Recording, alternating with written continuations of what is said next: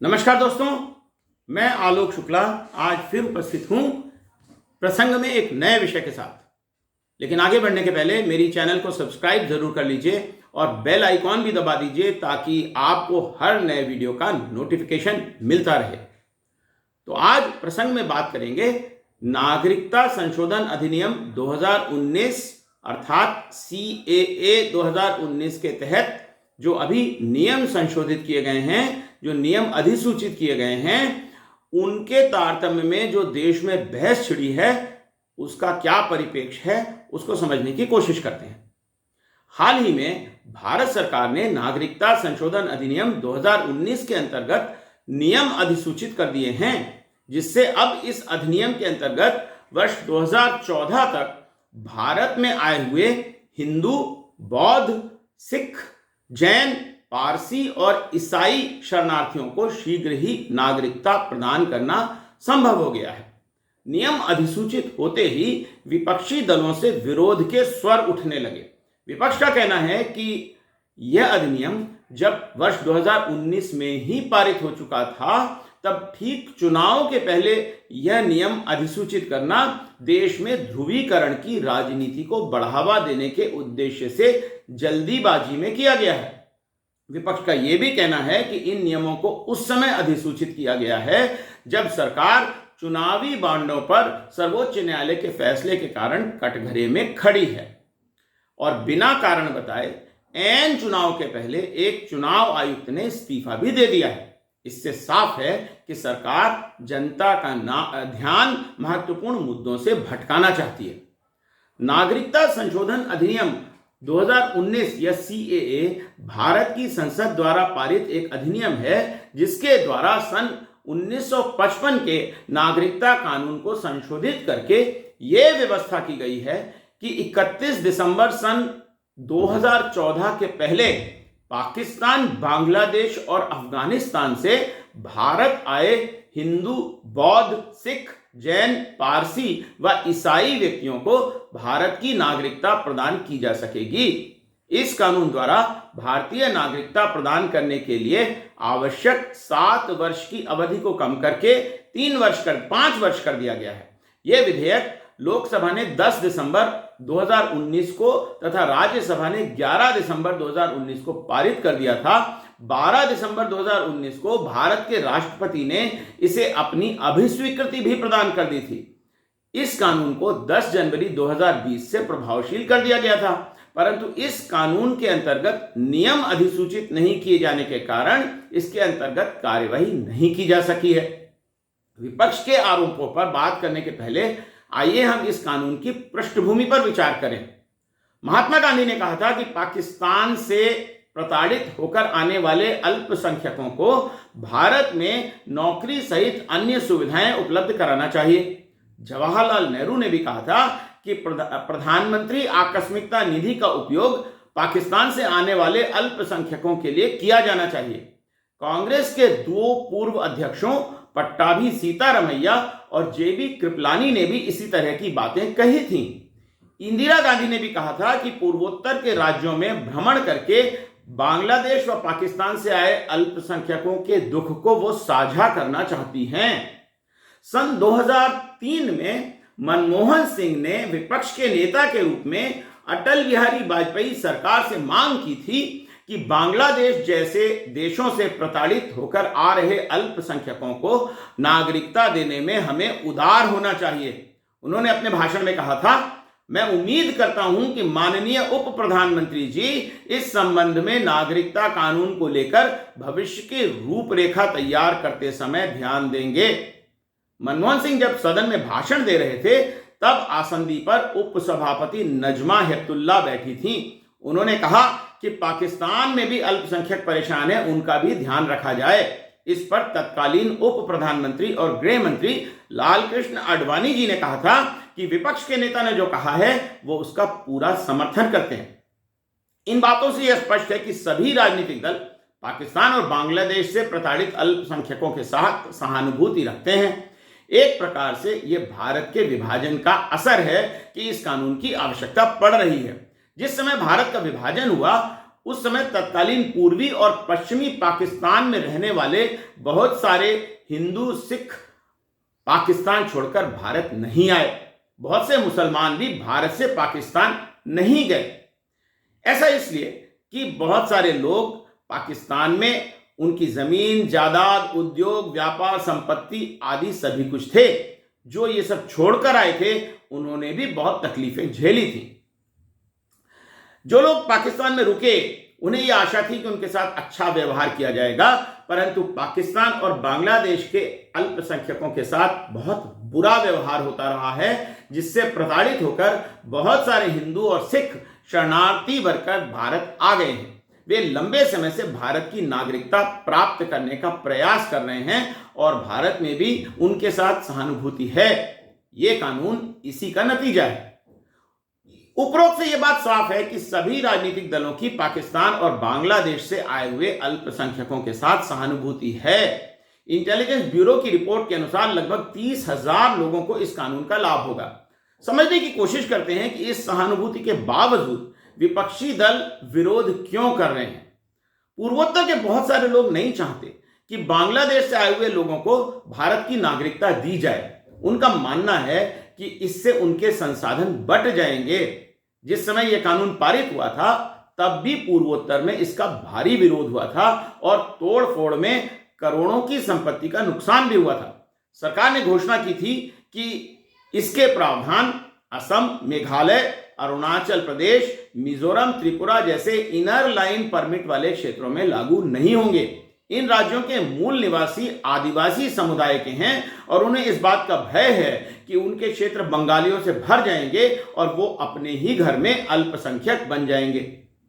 विपक्ष का कहना है कि इस कानून के माध्यम से मुस्लिम लोगों को निशाना बनाया जा रहा है। विपक्ष इसे एनआरसी या नेशनल रजिस्टर ऑफ सिटीजन्स के साथ जोड़कर देखता है। जहां सीएए में केवल गैर मुस्लिम शरणार्थियों को नागरिकता देने का प्रावधान है, वहीं एनआरसी लागू होने पर ऐसे मुस्लिम जिनके पास अपनी नागरिकता सिद्ध करने के दस्तावेजी प्रमाण नहीं हैं, उन्हें भारत के बाहर निर्वासित करने का रास्ता खुल जाएगा। गृह मंत्री अमित शाह जी कहते हैं कि सीएए और एनआरसी दोनों को ही लोकसभा चुनावों के पहले लागू किया जाएगा। इस बीच पूर्वोत्तर में बांग्लादेश और म्यांमार से आने वाले शरणार्थियों की संख्या बढ़ती ही जा रही है। बांग्लादेश से हिंदू और मुस्लिम दोनों ही भारत आ रहे हैं। म्यांमार से रोहिंग्या मुसलमानों का आना जारी है। ये लोग पूरे भारत में फैल रहे हैं। अब तो ये बड़ी संख्या में राजधानी दिल्ली में भी देखे जा सकते हैं। भाजपा को हिंदुओं का भारत आना रास आता है क्योंकि वे भाजपा का वोट बैंक है। दूसरी ओर सरकार का कहना है कि पाकिस्तान, बांग्लादेश और अफगानिस्तान के इस्लामी देश होने के कारण वहां अल्पसंख्यक हिंदुओं और सिखों को सताया जाता है, इसलिए उनकी सुरक्षा के लिए उन्हें भारत की नागरिकता देने की आवश्यकता है। यूट्यूब की चैनल नरेंद्र मोदी पर creative commons attribution licence reuse allowed के अंतर्गत माननीय प्रधानमंत्री श्री नरेंद्र मोदी जी के भाषण का यह वीडियो देखिए। वीडियो का लिंक मैं डिस्क्रिप्शन बॉक्स में दे रहा हूं। साथियों, रिफ्यूजी का जीवन क्या होता, बिना किसी कसूर के अपने घरों से निकाल देने का दर्द क्या होता है, ये दिल्ली से बेहतर कौन समझ सकता है।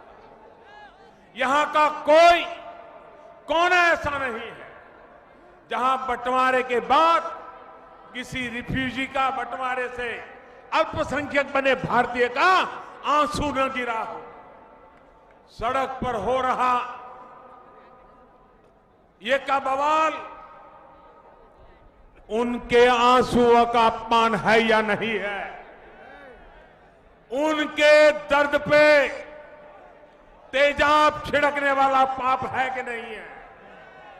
साथियों, मैं फिर से स्पष्ट करना चाहता हूं, सिटीजनशिप अमेंडमेंट एक्ट, संविधान संशोधन कानून किसी की भी नागरिकता छीनने के लिए नहीं, ये नागरिकता देने के लिए है।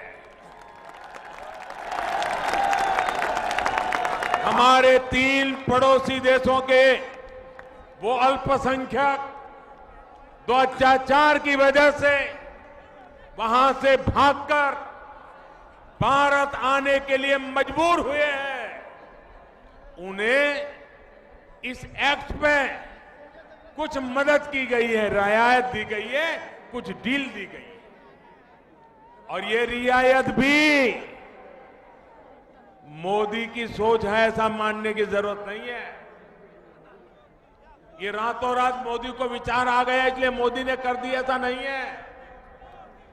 ये रियायत महात्मा गांधी की भावना के ही अनुरूप है। महात्मा गांधी ने कहा था, कम से कम ये लोग जो महात्मा गांधी को लेकर के देश पर बातें करते रहे हैं और आज भी गांधी सरनेम का फायदा उठाने की बातें करते हैं, जरा वो कान खोल करके सुन लो। गांधी जी ने गांधी जी ने कहा था, मोदी को मानो या ना मानो, अरे गांधी को तो मानो। महात्मा गांधी ने क्या कहा था? महात्मा गांधी जी ने कहा था कि पाकिस्तान में रहने वाले हिंदू और सिख साथियों को जब लगे कि उन्हें भारत आना चाहिए तो उनका स्वागत है। ये मैं नहीं कह रहा हूं, पूज्य महात्मा गांधी कह रहे हैं। भाइयों बहनों, ये छूट, ये रियायत तब की भारत की सरकार के वादे के मुताबिक है, जो बंटवारे के कारण उस समय अल्पसंख्यक बने करोड़ों भारतीयों के साथ आज से 70 साल पहले जो वादा किया गया था, उस वादे को हम निभा रहे हैं। वहीं दूसरी ओर पूर्वोत्तर में विपक्ष द्वारा लगातार इसका विरोध किया जा रहा है। विधायक अखिल गोगोई का कहना है कि न केवल इस कानून से असम में अवैध रूप से रहने वाले लगभग 15 से 20 लाख बांग्लादेशियों को नागरिकता दे दी जाएगी, बल्कि इससे बांग्लादेश के लगभग 1.7 करोड़ हिंदू नागरिकों के भारत आने का रास्ता भी खुल जाएगा। ऑल असम स्टूडेंट्स यूनियन या आसू ने भी सीएए का विरोध किया है। पश्चिम बंगाल की मुख्यमंत्री ममता बनर्जी ने इसे लागू करने के समय पर सवाल उठाते हुए कहा है कि रमजान के ठीक पहले नियम अधिसूचित करना उचित नहीं कहा जा सकता। यूट्यूब की channel news 18 Assam north east पर सीएए नियमों को अधिसूचित किए जाने के बाद से ही असम में हो रहे विरोध प्रदर्शन का ये वीडियो देखिए। ये video creative commons attribution licence reuse allowed के अंतर्गत उपलब्ध है। वीडियो का लिंक मैं डिस्क्रिप्शन बॉक्स में दे रहा हूं।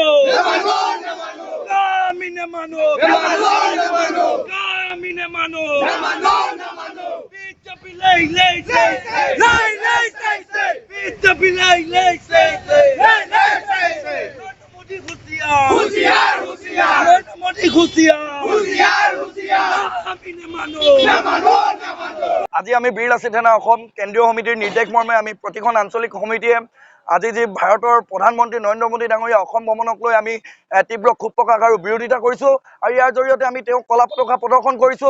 তেওঁলোকে যেনে ধৰণে অসমত বলপূৰ্বকভাৱে অসমীয়াৰ স্বাভিমানক তেওঁলোকে ভৰিৰে নস্যাৎ কৰি আচলতে তেওঁলোকে যেনে ধৰণে অবৈধ বাংলাদেশী পূজা জাপি দিব বিচাৰিছে। 2019 চনত আচলতে অসমৰ ছাত্ৰ সমাজে আৰু অসমৰ জনসাধাৰণে সৰ্বাত্মকভাৱে এখন গণ আন্দোলন গঢ়ি তুলিছিলে। তাৰ সত্ত্বেও এই জাতি মাটি ভেটি কোৱা চৰকাৰখনে আচলতে ৰাজগাদী লৈ আহি আজি অসমীয়া আৱেগ আৰু স্বাভিমানক তেওঁলোকে যেনেধৰণে ভৰিৰে নস্যাৎ কৰি আচলতে কাখন বলবৎ কৰিব বিচাৰিছে তাক আমি বীৰ লাচিত সেনা অসমে একদম স্পষ্টকৈ উকিয়াই দিব বিচাৰিছো যে কোনো কাৰণতে অসম আৰু অসমীয়া আৱেগক লৈ কোনো কাৰণে খেলিব দিয়া নহ'ব। আৰু আমি বাৰে প্ৰতি স্পষ্টকৈ কৈ আহিছো যে অসম আৰু অসমীয়াৰ ওপৰত কোনো ধৰণৰ বহিৰাগত অবৈধ বাংলাদেশীৰ বোজা জাপি দিলে আমি কোনো কাৰণতে সহ্য নকৰো। এটা কথা আজি এই প্ৰতিবাদস্থলীৰ পৰা আমি নৰেন্দ্ৰ মোদী ডাঙৰীয়াক কৈ দিব বিচাৰিছো, কোনো কাৰণতে আমাৰ কণ্ঠ ৰুদ্ধ কৰিব নোৱাৰিব। বীৰ লাচিত সেনা অসমৰ প্ৰতিজন সৈনিকে লাগিলে কাৰাৰুদ্ধ হ'বলৈ প্ৰস্তুত হৈ আছে, কিন্তু কোনো কাৰণতে অসমীয়া জাতীয় জীৱনক লৈ লৰা ধেমালি কৰিব দিয়া নহ'ব। আচলতে এটা কথা স্পষ্ট, এই জাতি মাটি ভেটিৰ কথা কোৱা চৰকাৰখনে কেৱল মাত্ৰ অসমীয়াৰ আৱেগ আৰু স্বাভিমানক তেওঁলোকে খেলা কৰিছে। অসমীয়াৰ কোনো ধৰণৰ কিন্তু জাতীয় স্বাভিমানসমূহক লৈ তেওঁলোকে কিন্তু কাম কৰা নাই। আৰু এটা কথা স্পষ্টকৈ কৈ দিব বিচাৰিছো, বিজেপি নেতৃত্বাধীন চৰকাৰখনক লাচিত বৰফুকনৰ প্ৰতিমূৰ্তি উন্মোচন কৰি আপোনালোকে দেশ প্ৰেম জাতি প্ৰেম দেখাব নালাগে। আচলতে লাচিত বৰফুকনে অসম আক্ৰমণ কৰিবলৈ অহা এই মোগলক খেদাই পঠিয়াইছিলে, তেনেধৰণে কিন্তু আপোনালোকে কোনো ধৰণৰ জাতীয় স্বাভিমানক লৈ কাম কৰা আমি দেখিবলৈ পোৱা নাই। আচলতে আপোনালোকে সেই মোগলক আনি আকৌ অসমক পুনৰ সংস্থাপিত কৰিব বিচাৰিছে। এটা কথা স্পষ্ট, আহিবলগীয়া দিনবিলাকত বীৰ লাচিত সেনা অসমে হওক ফিল্ডত নহয় ৰাজপথত আন্দোলন কৰিব। এখন গণতান্ত্ৰিক আন্দোলনৰ কাৰণে আমি সম্পূৰ্ণভাৱে প্ৰস্তুত। আৰু চৰকাৰক একদম ইয়াৰ পৰা স্পষ্টকৈ কৈ দিছো, আপোনালোকে কিন্তু আমাৰ প্ৰত্যাহ্বান গ্ৰহণ কৰিবলৈ সম্পূৰ্ণ প্ৰস্তুত হৈ থাকক। ধন্যবাদ। জয় অসম। वहीं दूसरी ओर विपक्ष सीएए और एनआरसी का विरोध क्यों कर रहा है, इस संबंध में यूट्यूब के चैनल जामिया जर्नल पर creative commons attribution licence reuse allowed के अंतर्गत video why are Jamia Millia Islamia students protesting against CAA and NRC में बड़ी अच्छी तरह से इसको समझाया गया है। वीडियो को देखिए। वीडियो का लिंक मैं डिस्क्रिप्शन बॉक्स में दे रहा हूं।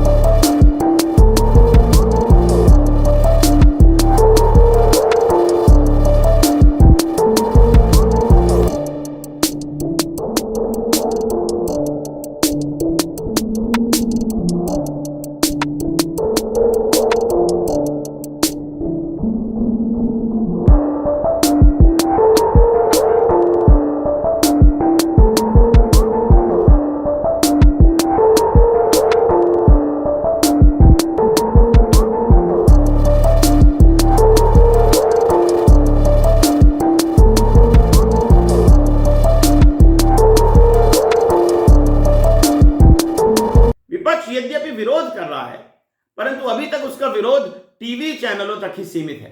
भारत आज विभाजन की टीस सहता रहा है और कांग्रेस के नेता जयराम रमेश और सी वेणुगोपाल ने प्रेस से चर्चा करते हुए सीएए के नियमों को ठीक चुनाव के पहले अधिसूचित करने के संबंध में क्या कहा, आप भी देखिए। 4 साल और 3 महीने लगे हैं ये रूल बनाने में। 4 साल, दिसंबर 2019 में ये कानून बना, ये बिल पास हुआ लोकसभा में, राज्यसभा में। 3 महीने के अंदर, 6 महीने के अंदर कानून बनने चाहिए, रूल बनने चाहिए। नो एक्सटेंशन मांगा सुप्रीम कोर्ट से मोदी सरकार ने, और 4 साल 3 महीने लगाए हैं ये रूल्स कल रात को घोषित किए गए हैं।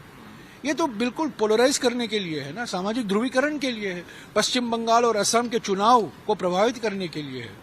अगर वो ईमानदारी से ये करते तो ये पहले 2020 में क्यों नहीं लाए? अभी ला रहे हैं, चुनाव के 1 महीने पहले ला रहे हैं। और ये हेडलाइन मैनेजमेंट है, क्योंकि सुप्रीम कोर्ट ने कहा है सबसे बड़ा घोटाला इलेक्ट्रल बॉन्ड का है, वो उसको छुपाने के लिए अभी ये सीए रूल की घोषणा की गई। ये बिल्कुल सामाजिक ध्रुवीकरण की रणनीति है, फायदा उठाने की तो कोशिश करेगी, और खास तौर से पश्चिम बंगाल में और असम में इसका फायदा उठाने की कोशिश करेगी। पर मेरा सवाल यही एक ही सवाल है, 4 साल 3 महीने बाद आप क्यों ये लाए हैं? पहले क्यों नहीं लाए? जब कानून पारित हुआ, जो बिल पारित हुआ दिसंबर 2019 में, तो हमारी ये सरकार, मोदी प्रधानमंत्री मोदी कहते हैं मैं जल्द से जल्द काम करता हूं, कुछ ही देरी नहीं होती है मेरी सरकार में, तो 4 साल 3 महीने क्यों लगे हैं? Diversionary tax is clearly the act had been passed in the parliament 4 years and 3 months before. Why this delay? The government, if the government has, they have some sincerity on this issue, they could have done this order 4 years before. They could have been enacted this rule 4 years before. They didn't, just before the election announcement, 2, 3, 4 days before the election announcement, doing all this thing, only one agenda to diversify, to divert the entire attention of these current issues, which Rahul Gandhi and Congress is raising: unemployment, then unemployment, price rise, and the farmers issue, like say several issues which we are raising that issue. Then finally, it is clear-cut diversionary tactics to divert the attention from the Supreme Court verdict on electoral bond today. Where is the answer for that? Where is the answer? इसमें कोई दो राय नहीं हो सकती कि विभाजन के समय पाकिस्तान में रह गए वहां के अल्पसंख्यक बन गए हिंदुओं और सिखों की दुर्दशा के लिए कोई कदम तो उठाना ही होगा। वहीं दूसरी ओर सरकार को देश के प्रत्येक नागरिक का विश्वास भी अर्जित करना होगा, चाहे उसका धर्म कोई भी क्यों ना हो। सरकार केवल वोट के लिए काम नहीं कर सकती।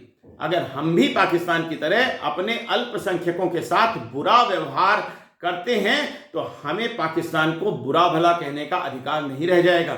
अटल बिहारी वाजपेयी ने जब राजधर्म की बात कही थी तो शायद उनका आशय यही रहा होगा। विपक्ष को भी बहुसंख्यक हिंदुओं की भावनाओं को समझना ही होगा, नहीं तो प्रजातंत्र का गणित उसे अप्रासंगिक बना देगा।